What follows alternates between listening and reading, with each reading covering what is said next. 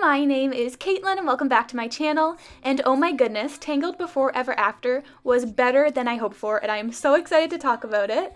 So, Tangled Before Ever After takes place after the events of the animated movie, but before the short film where they get married, and it basically follows Rapunzel and Eugene adapting to their new life now that they're living in the castle. And I don't think they could have done it any better. The animation fits so well, the music is fantastic, and I just miss these characters so much. It was so nice to see them again. Honestly, the only complaint I have is that it wasn't that long. It was only about a 45-minute long decom, probably because they're leading us up into the animated series, which this movie just did a great job of setting the scene for. So because this movie is short, that's all I'm going to say for the non-spoilery section. Basically, I loved it, and so if you have not seen it, and you enjoyed Tangled, go watch it, because you will not be disappointed. It was so good. Okay, let's do this. So we start off with Eugene narrating again, and it was just so awesome to hear him, start it out, just like in the original movie. It got me really excited, even though I had already seen the first 5 minutes, because Disney released it. But it didn't even matter. I was just like, yes, Tangled, let's do this. And then we move into the clip with Eugene and Rapunzel racing. And it was a really nice way to introduce, the whole movie. It reminded me of, when the new Jungle Book came out and you had Mowgli running through the forest and you were didn't know what was going on. You're like, oh my gosh, what are they running for? But then it's they're racing. That's cute. But then we move on to Rapunzel, who's admiring the beyond, the palace walls. And that just made me so sad because it's she's trapped all over again. She was living in a tower all her life that she couldn't leave. And now she's in a castle that she can't leave. When she finally thought she was going to get out and she finally has a home and a family, it's she's trapped all over again. And that just sucks. But then we meet Cassandra, who sounds really cool. She's Rapunzel's lady-in-waiting, but she's basically going to serve as her best friend for the series, and that's awesome. Girl power is fabulous. And then her dad started singing, which caught me off guard, but that's okay. It's a musical show, so it just was kind of weird, but whatever. And then we find out that Eugene is planning on proposing, and I died. It was so adorable. I love that he's embracing his given name. That's awesome. But then we learn more about Rapunzel having a hard time. She's meeting the nobles who are coming, and she's still got bare feet, which is the best. I like how they kept that, because that's how she was throughout the Disney movie, and that's how she is throughout the decom as well. So I hope that they keep that throughout the series, because it's just a little thing that I like. And okay, that scene with Rapunzel and Eugene in the boat was so adorable. It was almost like a full circle to the lantern scene, which was cute. I loved that, and he was comforting her, and it was just too cute. And then Rapunzel convinces her dad to let her go out on town, but then he makes her go with all the guards who are chaperoning her and being really annoying, and it's just a really bad day. So then later Cassandra offers to sneak her out, but then they don't get a chance to till later. We'll get to that in a bit.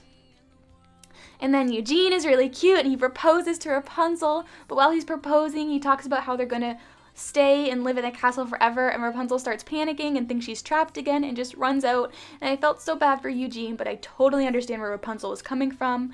But I didn't understand why her dad was acting really confused. I don't get why Eugene wouldn't ask for her parents' blessings. That kind of turned me off. Buddy, you gotta ask for the blessings, especially because it's Eugene. He's just the type of guy who I thought would, just know to do that. But whatever, I guess that's for another time. So yeah, Rapunzel runs out, and then Cassandra sneaks them out so that they can go explore and she can clear her head.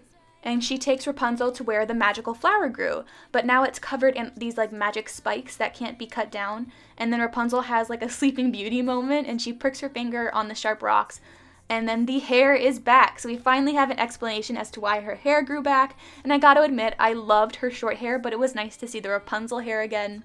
It's back, guys. It's here to stay. I am interested to see how they get rid of it by the end of the series, because we know for Tangled Ever After she's got her short hair again, so I guess we'll see how that turns out. And oh my goodness, Maximus has a crush on that girl horse. That was so adorable. He basically saves the day too. I was like, yes, Maximus, I love him so much. I'm really happy that he's going to be playing a big role in the series, because he's honestly one of my favorite Disney horses that there is. We also had a really nice scene where Rapunzel's parents were talking about Rapunzel, and we kind of got more of an insight as to why her dad has been acting the way he is. He lost his child, and that's scarred him, just like how Rapunzel scarred from being locked in a tower her whole life. We're dealing with some really huge mental health problems here, and the conversation between the two of them was really nice.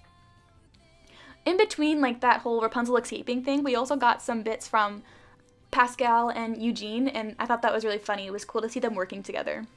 Then we finally have the infamous clips from the trailer where her hair is trying to be cut, but it can't, and Eugene comes in and freaks out, kind of like how he freaked out in the movie when he found out that Rapunzel had magical healing hair.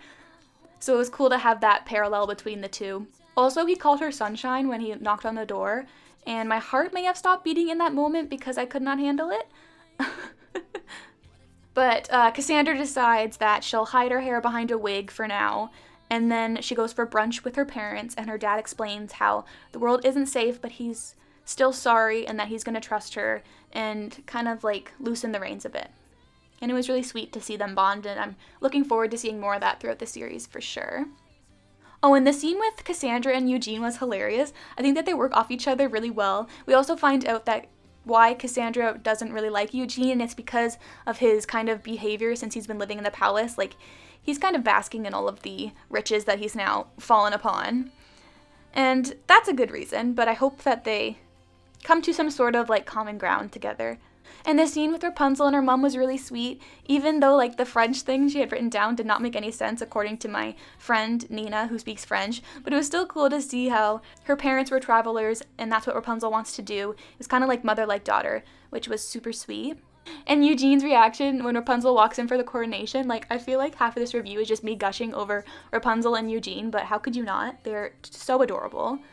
Anyways, Lady Kane comes and she explains her whole plan and how like Rapunzel's dad locked up all of the criminals in Corona, and so then Lady Kane's dad was locked up even though he didn't really do anything, and so she's mad and wants revenge and goes to take Rapunzel's dad, and he's like, don't do anything, stay put, just do what she says. But Rapunzel's like, nope, pulls out her hair, and Eugene and Cassandra come, and there's like this great fight scene, and it was wonderful, and I just love seeing girls fight and be great, and they saved the day, and it was fantastic. So unfortunately, because Rapunzel's hair grew back, now the king is scared that someone's going to try and take her again and use her for that, and he has to say that she can't leave the castle walls.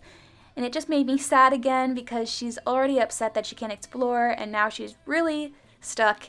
And it just sucks. Like, I just want Rapunzel to be happy. She's like my little child. I just want her to be happy and exploring and with Eugene and Pascal and Maximus. And Cassandra can come too because she's cool. But then Eugene comes and they have a little talk in her room and about the whole like proposal issue, which was so sweet. I just like conversation is key with relationships, and they just sat down and had a good talk, and he brought a cupcake. They're so great. They're so great. And then the movie ends with Rapunzel doing a reprise of Wind in My Hair, and then we have a sneaky little clip with like a bad guy looking at magical rocks, and then it's like, what's gonna happen? Gotta watch the series to find out. I loved it. It was so good, guys. It was so good. So that is Tangled Before Ever After. What did you think of it? Like I said, I absolutely loved it. It was everything I could have hoped for. I thought they did just such a great job on it, and I can't wait for the series to start, and I will definitely be reviewing it because if it's anything like this movie, it's gonna be great. I'm just so excited. But that is all I have to say for today. I hope you all have a wonderful day, and I will talk to you all very, very soon. Goodbye!